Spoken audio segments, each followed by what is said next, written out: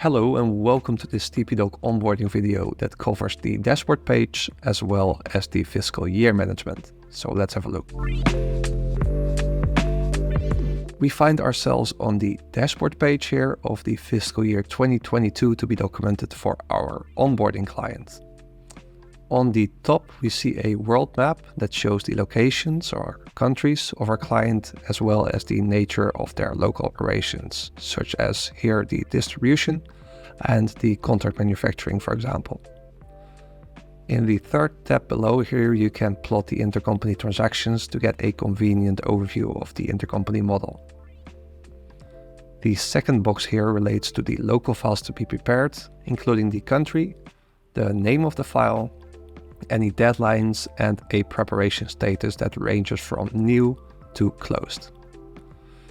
These local files here are prepared per entity and per country, but this is fully flexible. Users can decide to group 2 or more entities in one local file or to prepare multiple local files for one country.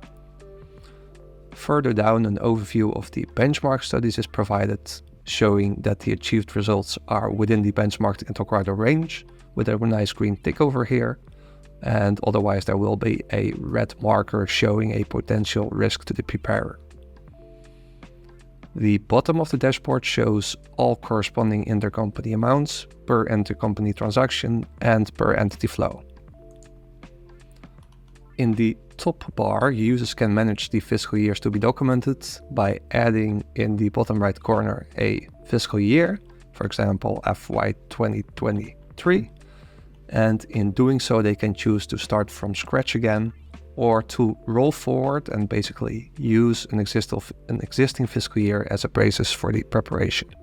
That is how the main dashboard page looks like in TPdoc, and how users can also efficiently roll forward their transfer pricing documentation by using the roll forward function. Thanks for watching and hope to see you again in the next video.